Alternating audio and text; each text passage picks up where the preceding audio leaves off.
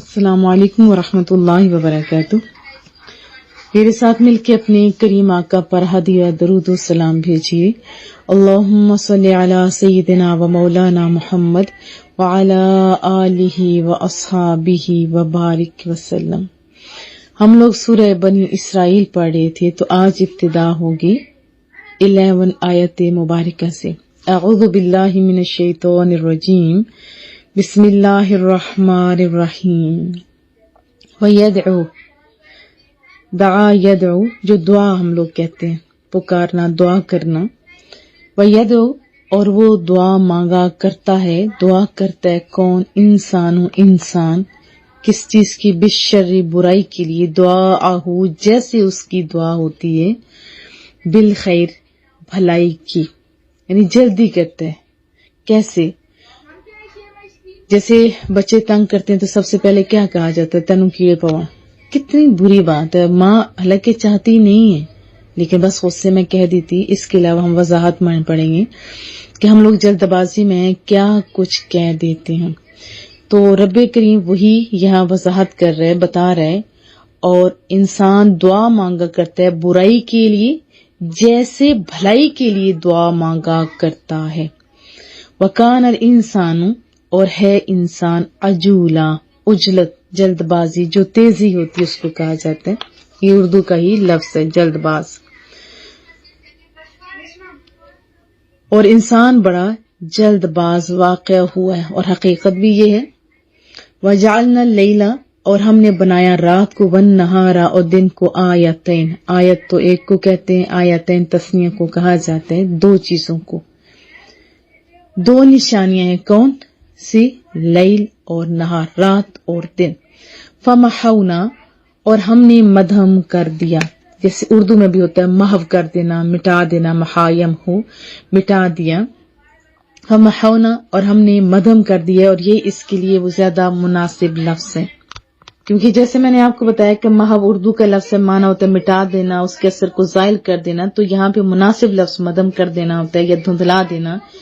اور اس داغ کو جو چاند میں نظر آتا ہے اس کو بھی اہل عرب یہی لفظ کہتے ہیں، محو۔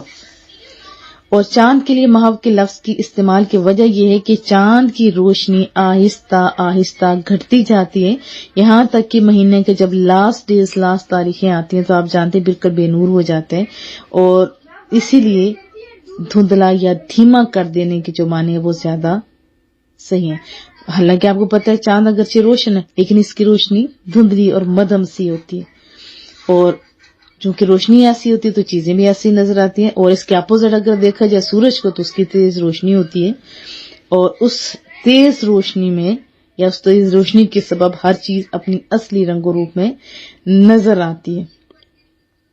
اور یہ بھی یاد رکھیں کہ رات سے مراد گمراہی کی تاریکی بھی ہے، اور دن سے مراد حق کا اجالا بھی ہے۔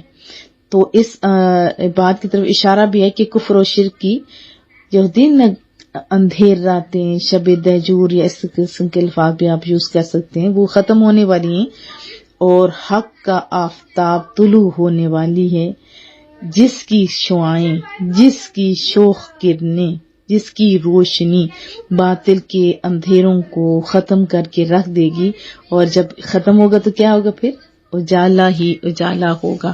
یہ اس ٹائم کی باتیں ہیں جب رسول اللہ صلی اللہ علیہ وسلم مکہ میں تھے۔ اس وقت سوچ سکتا تھا بندہ، لیکن رب تو جانتا ہے نا۔ آیت اللیل، رات کی نشانی کو، ہم نے رات اور دن کو اپنی قدرت کی دو نشانیاں بنایا، اور ہم نے رات کی نشانی کو مدھم کر دیا۔ وجعلنا، اور بنا دیا، آیت النہار، دن کی روشنی کو، مبصرہ، بصارت، بصیرت آپ جانتے ہیں، مبصرہ، واضح، روشن، دکھائی دینے والی جیسے ہوتی ہے، اور دوسری چیزوں کو بھی روشن کرنے والی، جیسے چاند۔ اور ہم نے بنایا دن کی روشنی کو روشن۔ لِتَبْتَغُوا، کیوں بنایا؟ تاکہ تم تلاش کرو، فضلاً، رزق کو۔ ایک تو ہوتی ہے ہم لوگ جیسے کہتے ہیں ہم نے بڑی محنت کی تو ہمیں یہ مل گیا، حالانکہ ساری دنیا محنت کرتی ہے، رزق زیادہ یا علم زیادہ کچھ بھی یہ عقلوں کا محنتوں کا نہیں بلکہ اللہ کا فضل حقیقت میں ہوا کرتا ہے. محنت بھی ضروری ہے اور ہاتھ پاؤں ہو اور ہاتھ پاؤں دھر کے بنا بیٹھا رہے کام نہ کرے دوسروں کے اوپر ایسے بوجھ بنا رہے تو یہ ذرا درست بات نہیں ہے. جب رات اندھیری سکون سے سو دن روشن کام کے لیے اور سورج کی روشنی تو اتنی میٹھی ہے کہ یہ نہیں کہا کہ یہ امیر کے گھر جائے یا غریب کے گھر نہیں. کوئی سوئی پہ کام کرتا ہے تو اس کو بھی روشنی دو. کیوں؟ تاکہ تم لتبتغوا فضلا من ربکم اپنے رب سے دن کے اجالے میں تم رزق تلاش کرو وَلِتَعْلَمُوا اور تاکہ تم جان لو عدد السنین عدد کاؤنٹنگ جو ہوتا ہے تعداد سالوں کی والحساب اور حساب جیسے ہم لوگ ہفتوں کا مہینوں کا ایون کے ڈیز کا بھی حساب ہوتا ہے 24 آور کا. یہ بھی تو اسی چاند کی وجہ سے سورج کی وجہ سے ہم لوگ مہینوں کا اور سورج کی وجہ سے ایک گھنٹوں کا ہم لوگ کرتے ہوتے ہیں. چاند کی وجہ سے بھی تو ہوتا ہے رات اتنی ہوگی اتنی ہوگی اتنی ہوگی. تو رب فرما رہا ہے کہ ایک تو یہ فائدہ ہے ان دو نشانیوں کا کہ دن میں تم لوگ اللہ کا فضل تلاش کرو اور دوسرا یہ اس کے علاوہ بہت ساری حکمتیں اور راز ہیں. دوسرا کیا کہ سالوں کی تعداد اور حساب کو تم لوگ جان لو وَكُلَّ شَيْءٍ اور ہر چیز کو فصلناہ ہم نے بیان کر دیا تفصیل بتا دی. اللہ فرماتا ہے اور ہر چیز کو ہم نے بڑی وضاحت سے بیان کر دیا ہے ڈیٹیل وضاحت جو چاہیے تھی وہ تو دے دیا. وَكُلَّ انسان اور ہر انسان الزمناہ اور ہم نے لٹکا رکھا ہے لگا دیا یعنی لازم کر دیا ہے. طائرہ اس کا نوشتہ. ویسے طائر تو پرندوں کو بھی کہتے ہیں یہاں تقدیر کے معنی مراد ہے. وَكُلَّ انسان اور ہر انسان کی الزمنا ہم نے لٹکا دیا ہے لگا دیا ہے لازم کر دیا ہے اس کا یعنی نوشتہ ہے جو ہوتا ہے تقدیر قسمت کی بات ہو رہی ہے. طائرہ اس کا نوشتہ. اگر عرفی اور لغوی معنی دیکھے جائیں تو ہر اس جانور کو کہتے ہیں جس کے پر بھی ہوں اور وہ ہوا میں اڑتا بھی ہو. اصل میں طائر کا معنی ہوتا ہے اڑنے والا. زمانے جاہلیت میں عربوں کا کچھ عجیب طریقہ تھا کہ جب کسی اہم کام کا ارادہ کرتے پرندوں کو بلایا کرتے فال نکالتے. اگر پرندہ بائیں جانب اڑ جاتا تو وہ اس سے بدشگونی اور بری فال نکالتے اور اس کام کو منحوس جانتے تھے پھر وہ کام کو نہیں کرتے تھے. تو طائر کا استعمال شگون کے لیے ہونے لگا تھا. اور ابھی بھی جہاں علم کی کمی ہوتی ہے جو دین اسلام سے نام کے مسلمان ہوتے ہیں لیکن علم کی کمی کے باعث وہ بھی عجیب و غریب حرکات کر رہے تھے. بلی کاٹ گئی رستہ تو کیا ہو گیا جی اب یہ منحوس ہو گیا استغفر اللہ علیہ کیسا کچھ نہیں ہے. تو اس کا استعمال حصہ اور نصیب کے معنی میں بھی یوز کیا جاتا ہے. اور لوگوں میں مال متفرق کرنا اڑا دینا لیکن زیادہ تر اس کا استعمال برائی اور نحوست میں ہوتا ہے. اور طائرہ کا معنی ہوتا ہے اس کی شامت اعمال یا اس کی بری قسمت.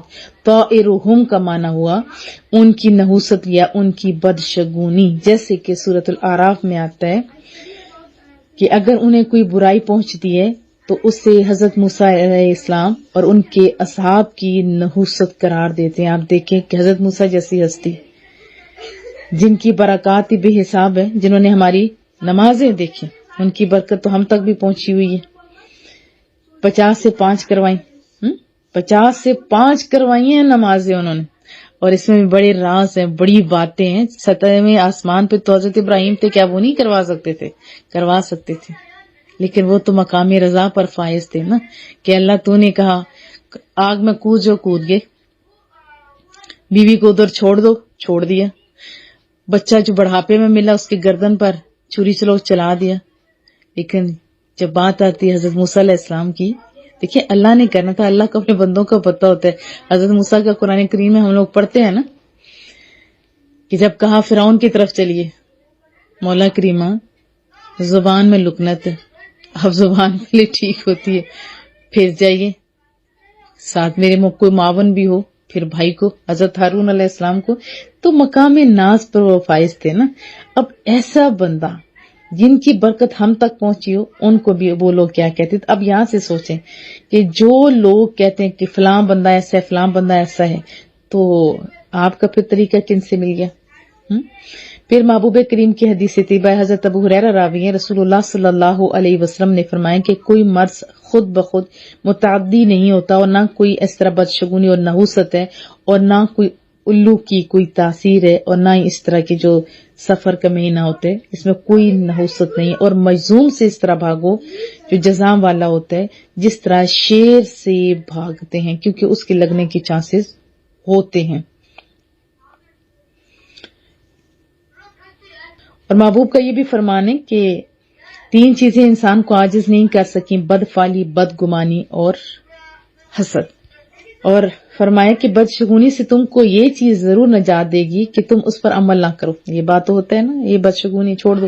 اور بدگمانی سے یہ نجات چیز دے گی کہ تم اس کے متعلق کسی سے بات نہ کرو۔ اور حسد سے تمہیں یہ چیز نجات دے گی کہ تم اپنے بھائی میں برائی نہ ڈھونڈو۔ بہر اللہ پاک ہم لوگوں کو دین اسلام سمجھنے اور اس پر عمل کرنے کی توفیق عطا فرمائے۔ اس کے بارے میں ہم لوگ مزید وضاحت میں جانیں گے۔ اللہ نے فرمایا کہ طائرہ، اس کا اعمال نامہ، فی عنقہ، اس کی گردن میں ہے، اور ہر انسان کی قسمت کا نوشتہ اس کے گلے میں ہے، ہم نے لٹکا رکھا ہے، اور نخرج، اور ہم نکالیں گے، داخل ہوتا ہے انٹر ہونا، نخرج ہوتا ہے خارج ہونا، اور ہم نکالیں گے لہو، اس کے لیے، یوم القیامہ، روز قیامت، کتاباً، ایک کتاب، یلقاہ، جس سے وہ پائے گا، منشورا، کھلا ہوا، کہ وہ دیکھے گا۔ وہ القاء ہوتا ہے ملاقات کو بھی کہتے ہیں، لقیہ، یلقا ہم پیچھے پڑھ چکے ہیں، لقاء پانا، دیکھنا، ملاقات کرنا۔ تو وہ اپنا کھلا ہوا جب دیکھے گا نا تو اس کو سارا کچھ پتہ چل گیا۔ ابھی بھی لوگ زبان سے زیادہ تحریری باتوں کے اوپر زیادہ بھروسہ کرتے ہیں نا، اسی کے اوپر فیصلے بھی ہوتے ہیں، اسی کو ہی مانا جاتا ہے، اور ہمیں حکم بھی ہے کہ کوئی بھی کام کرو تو لکھ لیا کرو۔ اور فار ایگزامپل کسی نے آپ کا پیسہ لیا ہے اور آپ نے نہیں لکھا، بعد میں وہ بھول گئی یا آپ بھول گئی، تو بے شک آپ بددعائیں دیتے رہیں، آپ کی بددعا میں بھی اثر نہیں ہوگا، یاد رکھیں، کیونکہ قصور تو آپ کا ہے۔ اس ٹائم تو ہم لوگ ابتدا میں شرماتے رہتے ہیں لکھنے میں، اور بعد میں ہم لوگ پچھتاتے رہتے ہیں، تو پہلے ہی بہتر نہیں ہے رسول اللہ کی بات مان لی جائے۔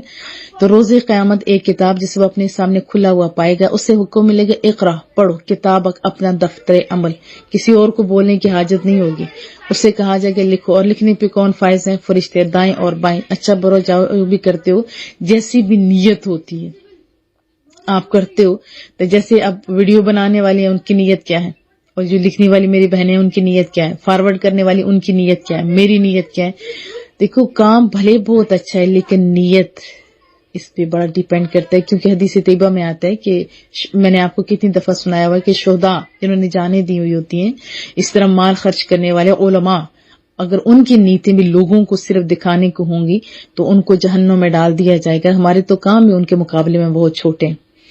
ہاں ضمن یہ بتا دوں، ابھی تو ہم لوگ کہتے ہیں کہ نبی تو دل کے حال کیسے جان سکتے ہو، دیکھو آپ کے دائیں بائیں جو فرشتے ہیں یہ بھی، ان کو بھی پتا ہوتا ہے کہ یہ جو کام کر رہے ہیں ان کے اندر کیا لاجک ہے، لوگوں کو دکھا رہے ہیں یا اللہ کے لیے کر رہے ہیں۔ تو پھر محبوب کی شان افضل اولا نہیں ہے؟ بتاؤ، فرشتوں سے افضل ہے انسان، اور افضل الانبیاء مصطفیٰ کریم صلی اللہ علیہ وسلم۔ تو کیا کہا جائے گا کہ پڑھو اپنا دفتر عمل، جو تم نے اعمال کیے ہیں وہ دیکھو، کفا، کافی ہو، بنفسے کا، تم خود ہی، یوم، آج کے دن، علی کا، اپنی حسیبہ، اپنے حساب کے لیے یا باز پرس کرنے کے لیے، محاسبہ کے لیے۔ صحابہ کرام کا معمول تھا سونے سے قبل وہ اپنا محاسبہ کیا کرتے تھے، اور میں آپ کو بھی کہوں گی کہ اپنا محاسبہ کرنا بہتر ہے، کہ بیشتر اس کے کہ وہ دن نہ آ جائے جس دن ہم کچھ نہ کر سکیں۔ آج محاسبہ کریں گے تو پھر کچھ جو پہلے غلط ہوا ہے اس پہ استغفار کیا جا سکتا ہے، اور باقی آنے والے جو اوقات ہیں ان میں اچھے کام کیے جا سکتے ہیں۔ من اہتداء، جو راہ ہدایت پر چلتا ہے، فإنما، تو یہتدی، وہ راہ ہدایت، من، جو کوئی بھی اہتداء، راہ ہدایت پر چلتا ہے، یہ اختیار کرتا ہے، فإنما، تو صرف یہتدی، وہ راہ ہدایت پر چلتا ہے، لنفسہ، اپنی ذات کے لیے، یعنی جو راہ ہدایت پر چلتا ہے تو اپنے فائدے کے لیے ہی راہ ہدایت پر چلتا ہے۔ ومن ضل، ضاد، لام، اس کا روٹ ورڈ ہے، یعنی حق سے ہٹ جانا، اور سیدھے رستے سے ٹیڑھے کی طرف چل جانا. اور جو گمراہ ہوتا ہے فإنما يضل علیہا، تو اس کی گمراہی کا وبال بھی اسی کے اوپر ہوتا ہے. علیہا اس کے اپنے اوپر ہے، اس کے اپنی ذات کے اوپر ہے. ولا تازر، اور نہیں اٹھائے گا وازرۃ کوئی بوجھ اٹھانے والا وزر اخرى کسی دوسرے کا بوجھ، یعنی کوئی کسی دوسرے کا بوجھ نہیں اٹھائے گا.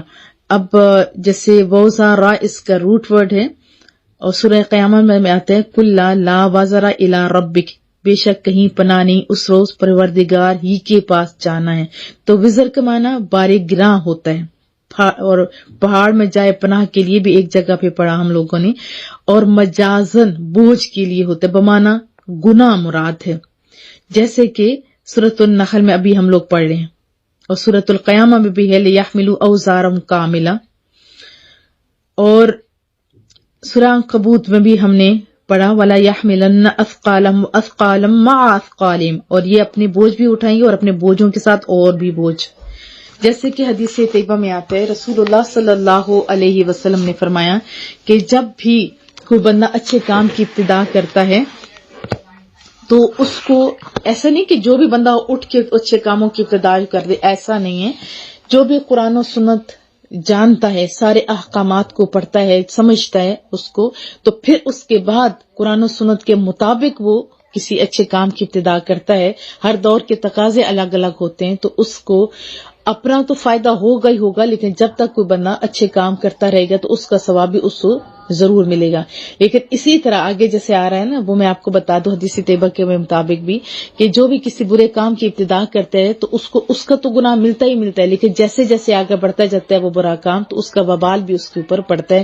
لیکن یہاں مراد یہ نہیں کہ اپنا بوجھ اٹھائے گا تو ساتھ دوسروں کے گناہوں کا بوجھ، ایسا نہیں. ہاں برے کام کی ابتدا کی ہوگی تو اس کا بوجھ ضرور آپ کے کندھے پہ ہوگا. تو اس لیے جب فارورڈ کر رہے ہوتے ہو چیزیں تو اتھینٹک کریے کریں، نہیں تو جو ہماری جا رہی بس اتنا ہی کافی ہے آپ کے لیے.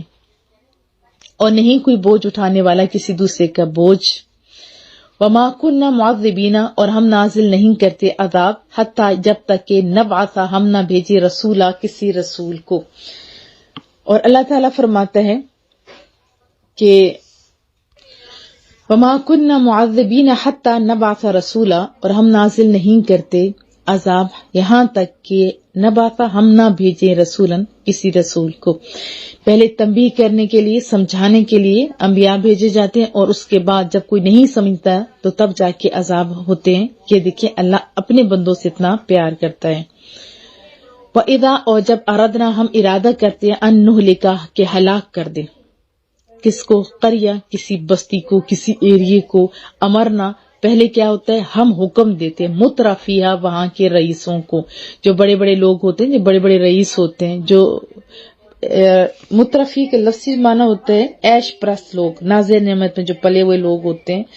اسودہ حال لوگ، ہمارے ہاں جیسے بگڑے ہوئے لوگ کہا جاتا ہے، جن کو کچھ دوسروں کی پرواہ نہیں ہوتی. ففسقوا، تو پس وہ نافرمانی کرنے لگتے ہیں، فیہا اس میں، فحقا علیہا پس واجب ہو جاتے ان پر قول و فرمان. فدمرناہا تدمیرا، پھر ہم اس بستی کو جڑ سے اکھاڑ پھینکتے ہیں. تدمیرا ہلاک کر دیتے، فدمرنا پس ہم نے ہلاک کر دیتے ہیں اسے.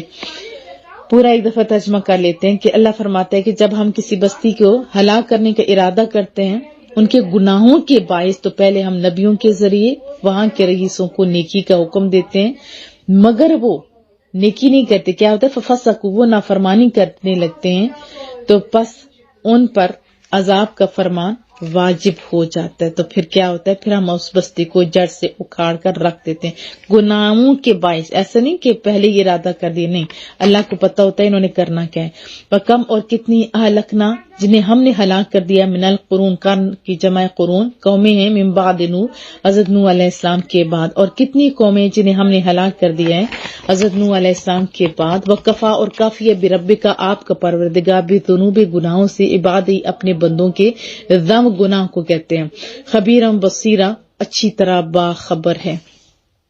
اور آپ کا پروردگار اپنے بندوں کے گناہوں سے اچھی طرح باخبر ہے اور انہیں خوب جانتا ہے. مَا كَانَ يُرِيدُ الْعَاجِلَةَ، اور جو طلبگار ہوتے ہیں صرف جیسے عجلت ہوتی ہے تیزی، اب دنیا دنو سے ہے، تیزی سے ریوارڈ جو جلدی سے مل جاتا ہے، عاجلہ اجلت سے. ہم جو بھی کرتے ہیں ابھی کوئی بھی آپ نیکی کریں گے، دنیا میں بھی ریوارڈ نو ڈاؤٹ ملتا ہے، لیکن اس میں ہوتا ہے کہ فوراً مل جاتا ہے. اجلت تو مراد دنیا ہے. من کان یرید العاجلہ، جو صرف دنیا کا طلبگار ہے، اجلنا، ہم اس کو اجلت میں دے دیتے ہیں، جلدی دے دیتے ہیں، یعنی دنیا دے دیتے ہیں. لہو فی، ہاں اسی میں ما نشاء، جتنا چاہتے ہیں، لیکن جتنا اللہ ہی چاہتا ہے یہ بھی یاد رکھیں. لمن نریدو، جسے چاہتے ہیں، ثم پھر جعلنا، ہم مقرر کر دیتے ہیں، لہو جہنم، اس کے لیے جہنم.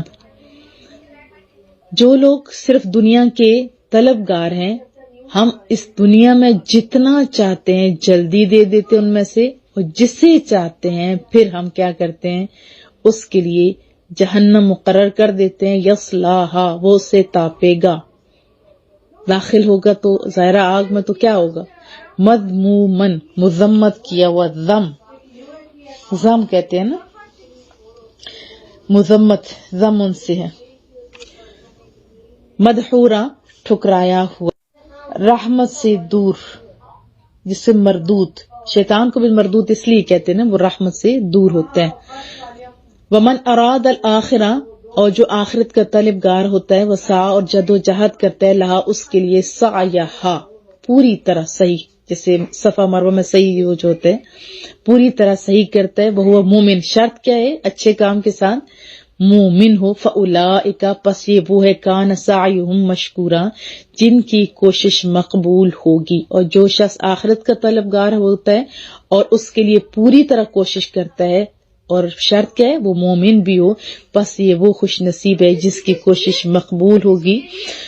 کلن نمد، ہر ایک کی ہم مدد کرتے ہیں، میم دال دال، ہر ایک کی ہم مدد کرتے ہیں. ہاں اولائی، ان کی بھی، وہاں اولائی، ان کی بھی. ان کی مراد جو طالب دنیا ہوتے ہیں، اور ان کی مراد جو طالب آخرت ہوتے ہیں، ابھی جن کی بات ہو رہی ہے. من عطاء ربک، آپ کی رب کی بخششوں سے. ہر ایک کی ہم مدد کرتے ہیں، ان کی بھی، یعنی جو طالب دنیا ہے اور جو طالب آخرت ہے ان کی بھی، آپ کی رب کی بخششوں سے. وما کان عطاء ربک محظورا، اور آپ کی رب کی بخشش کسی پر بند نہیں ہے، محظور نہیں ہے، قید نہیں ہے. جیسے ہوتے ہیں نا بس اتنا کہیں دیا جا سکتا، نہیں، بس کوئی طالب ہو تو صحیح، خالی رکی ہوئی نہیں ہے پہلے کے لوگوں پہ اور اب پہ، ایسا نہیں ہے. قیامت تک جو بھی چاہے گا. انظر، دیکھو، کیفا، کیسے، فضلنا، ہم نے بزرگی دی ہے، بعدم علی بعد، بعض کو بعض پر. وللآخرۃ، اور آخرت، اکبر درجات، باعتبار درجوں کے سب سے اکبر ہے، بہت زیادہ ہے، وہ اکبر، اور سب سے اعلیٰ تفضیلا، باعتبار فضل کے بھی. ظاہر ہے تھوڑی سی نیکی کریں گے تو جنت جیسی چیز ملے گی، اللہ کا دیدار، عام سی بات ہے. دیکھو کیسے بزرگی دی ہے ہم نے بعض کو بعض پر، یہ دنیا کے اندر بھی اور آخرت میں بھی. اور آخرت با اعتبار درجوں کے سب سے بڑی اور با اعتبار فضل و کرم سب سے اعلیٰ ہے. لا تجعل مع اللہ، نہ ٹھہراؤ اللہ کے ساتھ، الہن آخر، کوئی اور معبود، اللہ کے ساتھ کوئی اور معبود نہ ٹھہراؤ. فتقعدا، ورنہ تم، قاعدہ جیسے تو بیٹھنا، ورنہ تم بیٹھے رہو گے، مذمومن، مذمت کی جائے گی، مخذولا، بے یارو مددگار ہو جاؤ گے. اب مخذولا، جس کی کوئی مدد کرنے والا نہ ہو، بے یارو مددگار. نہ ٹھہراؤ اللہ کے ساتھ کوئی اور معبود، ورنہ اس حال میں بیٹھے رہو گے کہ تمہاری مذمت کی جائے گی اور بے یارو مددگار بیٹھے رہو گے. اب ہماری جلد بازی کی اس آیت میں عکاسی ہو رہی ہے. وَيَدْعُ الْإِنسَانُ بِالشَّرِّ دُعَاءَهُ بِالْخَيْرِ وَكَانَ الْإِنسَانُ عَجُولًا. آدمی برائی کی دعا کرتے جیسے بھلائی مانگتا ہے، اور آدمی بڑا عجولت والا ہے، جلد باز ہے. دعائیں مانگنے کا ہمیں حکم ہے. اچھی دعائیں اپنے پرایوں کے لیے ہم کرتے ہیں اور کرنا بھی چاہیے، اور ہم تو بڑے فائدے میں رہتے ہیں. جب کسی کے لیے بھلائی کی دعا مانگتے ہیں تو فرشتہ کہتے ہیں آمین، جو تو نے دوسروں کے لیے مانگا وہ تیرے حق میں بھی قبول ہو. لیکن جب غصہ آتا ہے تو دعائیں تو نہیں، الٹا بد دعائیں دی جاتی ہیں. تو یہ جلد بازی اس سبب سے بڑے بڑے نقصانات لوگوں کو ہوئے، اور مجھے انہوں نے بتایا. اور جس طرح بد دعائیں دی جاتی ہیں، اگر ہر ایک بد دعا قبول ہوتی تو سوچو سب کچھ تباہ ہو چکا ہوتا۔ قرآن کریم میں ایک اور جگہ پہ فرمایا وَلَوْ يُعَجِّلُ اللَّهُ لِلنَّاسِ الشَّرَّ اسْتِعْجَالَهُم بِالْخَيْرِ لَقُضِيَ إِلَيْهِمْ أَجَلُهُم، اگر اللہ لوگوں پر عذاب اسی طرح جلدی بھیج دیتا جس طرح وہ جلدی بھلائی طلب کرتے ہیں تو ان کی مدت ان کی طرف پوری کر دی جاتی۔ تو کیا پتہ چلا کہ غصے میں بھی ذرا سوچ کے بولنا چاہیے، بد دعا نہیں کرنی چاہیے۔ جبکہ ایک ٹرینڈ چلا ہوا ہے، زیادہ تر مائیں، اب تو خیر باپ بھی پیچھے نہیں ہے، وہ بھی ایسے ہی کرتے ہیں، وہ بھی بڑے بے صبرے ہوتے ہیں۔ باپ تو پہلے ہی کہتا ہے تیرا بیڑا غرق، ذرا سی بات، ذرا سا کام اوپر نیچے ہوا نہیں، سب سے پہلے یہ کہا جاتا ہے ان بچوں کو جن کے لیے ہر لمحہ قربانیاں دی جا رہی ہیں، تو تباہ ہو جائے۔ اسی طرح موسٹلی عورتوں سے میں نے سنا کہ بچوں کو تو مر جائے، بلکہ ہمارے گاؤں میں ایک عورت تھی، اب وہ بھی فوت ہو گیا، اللہ اسے جنت میں جگہ دے، بچوں کو بلاتی کیا تھی، امویا، یعنی مر گیا، تجھے کیڑے پڑے، اس طرح کے جملے جو ہوتے ہیں وہ مناسب نہیں ہوتے۔ ایک میں بات آپ کو سناتی ہوں، حضرت عبداللہ بن عباس رضی اللہ تعالی عنہما راوی ہیں، نضر بن حارث ایک کافر تھا، اس نے کیا کہا، یا رب اگر یہ دین اسلام تیرے نزدیک حق ہے تو ہم پر آسمان سے پتھر برسا یا دردناک عذاب بھیج دے۔ تو اللہ نے وہ دعا قبول کر لی اور اس کی گردن تو کٹی گئی نا۔ تو ان چیزوں کو آپ سامنے رکھیں، جو پہلی باتیں ہیں نا وہ بھی سامنے رکھیں۔ زیادہ تر جب گھروں میں لڑائیاں ہوتی ہیں، سگے بہن بھائیوں کو، بہنوئیوں کو، اور یعنی میکے سسرال، پڑوسیوں اڑوسیوں، ہر ایک کو بددعائیں دی جا رہی ہوتی ہیں، تو یہ آپ کے لیے نقصان دہ ہے۔ تو ہمیں خالی یہ نہیں کہ اس طرح، بلکہ دینی دنیاوی دونوں طرح کی جو ہوتی ہے نا جلد بازی، کچھ تو اچھی جلد بازی بھی ہے، وہ میں آپ کو بعد میں بتاتی ہوں۔ جیسے وضو کرتے اس میں بڑی جلد بازی ہوتی ہے، ایون کہ نہ یعنی بازو صحیح دھلے ہوئے ہوتے ہیں، نہ صحیح پاؤں دھلے ہوئے ہوتے، بس جلدی جلدی جلدی کری ہوتی۔ اسی طرح نماز ادا کرنے میں ایسے ٹھنکے ماری جا رہی ہوتی ہیں، تلاوت قرآن کریم ایسے بڑبڑ کیے جا رہا ہوتا ہے، روزہ افطار کرنے میں بھی اذان بھی نہیں سنتے، دھڑا دھڑا۔ اسی طرح تراویح ادا کرنے میں، قربانی کرنے میں بھی ذبح کے بعد جلد وہ جو کھال اتارے زور زور سے مار رہے ہوتے ہیں، ارکان حج ادا کرنے میں، دعا کی قبولیت میں، اور نماز کے بعد جب ہم سبحان اللہ وہ کہتے ہوئے کہ سبحان اللہ سبحان اللہ کہا جاتا ہے، تو دعا کرنے میں بھی، اور اسی طرح دوسروں کو، خود نہیں دوسروں کو گناہ گار قرار دینے میں، کسی کے خلاف بدگمانی میں بڑے تیز ہو گئے، پھر دنیا طلب کرنے میں، اور نہ ملے ذرا سی دیر ہوئی نہیں تو ہم اللہ سے شکوے کر رہے ہوتے ہیں، دوسروں کے بارے میں عجیب و غریب آراء ہماری ہوتی ہے، جھگڑے فوراً کر رہے ہوتے ہیں، اور کسی پر غصہ آنا، جو اپنے سے تھوڑا ڈاؤن ہوتے ہیں نا، یا جو کمزور، جو ہماری عزت کرتے اس کے اوپر بھی عجیب و غریب غصہ، حالانکہ جو عزت کرتے ہیں اس کے ساتھ ہمیں اچھا سلوک کرنا چاہیے۔ میرے والد محترم فرماتے تھے کہ کسی بندے کو جانچ نہ ہونا کہ وہ کتنے پانی میں تو اس کی عزت کر دو، اگر وہ آپ کی عزت رکھے گا تو سمجھو کہ یہ بڑا آدمی ہے، ورنہ کیا ہے بس گیا۔ اور گاڑی چلانے میں بھی روز ایکسیڈنٹ ہوتے ہیں، اور اتار چڑھائیوں میں بھی، روڈ پار کرنے میں بھی ہم لوگ کتنے لوگ دیکھتے ہیں کہ ایکسیڈنٹ ہو چکے ہیں پھر بھی باز نہیں آتے۔ تو اس طرح عبادات جو کر رہے ہوتے ہیں وہ بھی ضائع ہو جاتی ہے ہماری۔ ان ساری چیزوں کو سامنے رکھیں، اور پھر حدیث طیبہ بھی سنیں، اپنا محاسبہ بھی کریں، اور آئندہ کوشش کریں کہ ذرا اچھے طریقے سے۔ حضرت سہل بن سعدی رضی اللہ تعالی عنہ سے مروی ہے، رسول اللہ کا فرمان صلی اللہ علیہ وآلہ وسلم فرمایا، بردباری اللہ کی طرف سے ہے اور جلد بازی شیطان کی طرف سے ہے، بحوالہ ترمذی۔ پھر معجم الکبیر کے اندر ہے، حضرت عقبہ بن عامر رضی اللہ تعالی عنہ راوی ہیں، رسول اللہ صلی اللہ علیہ وسلم نے ارشاد فرمایا، جس نے توقف کیا تو اس نے اپنا مقصد پا لیا یا قریب ہے کہ وہ اسے پا لے، اور جس نے جلدی کی تو اس نے خطا کی یا قریب ہے کہ وہ خطا کھا جائے۔ تو جلدی جلدی تو ہمارے گھروں میں ہوتا ہے، اصل کام تو کوئی جو جلدی کرنے والے ہوتے ہیں وہ کوئی نہیں کرتے۔ جیسے کھانا سامنے آئے، ایک عورت ہے یا زیادہ تر تو ابھی مرد بھی گرم کر رہے، لیکن ہمارے ایریے میں، اور ہم لوگ پہلے عورتیں ہی گرم کر کے دیتی تھیں، ابھی بھی دیتے ہیں، جب گرم کر پکایا، پھر شوہر تھوڑا لیٹ ہو گیا یا آ گیا تو ہانڈی سے جیسے ہوا سالن ڈال کے دیا یا چائے ڈال کے دی، اب گرم ہے تو وہی ڈال کے دی جاتی ہے۔ اب اللہ نے ہماری آنکھیں دی، ہاتھ دیے، پھر ہونٹ دیے، پھر اس کے بعد زبان کی باری آتی ہے، لیکن دھڑا دھڑ زبان جلا کے تو پھر وہ باتیں کی جا رہی ہوتی ہیں۔ اس عورت کا بھی نہیں دیکھا جاتا کہ اس نے کتنی محنت کی تھی پکانے میں، لانے میں، رکھنے میں، شکریہ تو ادا کیا نہیں، لیکن اس کی کیا حال کر دیتے ہیں ہم لوگ۔ تو بہرحال جلدی کے کچھ کام ہے، جیسے آپ کی نمازیں قضا ہو گئی ہیں تو بجائے ڈرامے دیکھنے کے، ادھر ادھر گھومنے کی، وہ پوری کریں۔ نماز جنازہ ادا کرنے میں جماعت ہو رہی ہے، اس کے ساتھ جلدی آپ جائیے۔ جلدی سے مراد کیا ہے کہ ٹائم دیکھیں اور ٹائم کے مطابق وہاں پہنچیں۔ اسی طرح زکوٰۃ ادا کریں ٹائم کے اوپر ہی۔ گناہوں سے توبہ کر لیں، ہو سکتا ہے کہ اگلی سانسیں آپ کو آئیں یا نہ آئیں۔ اور شادی اپنی اور اولاد جیسے ہو جاتی ہے تو اس کو اچھا بندہ ڈھونڈنے میں، اور یعنی اچھے کام ہمیں کرنے چاہیے، وہ بھی سونے طریقے سے۔ جیسے نماز بہت اچھا کام ہے، لیکن الفاظ کی ادائیگی، رکوع و سجود، یہ بھی اچھا ہونا چاہیے نا۔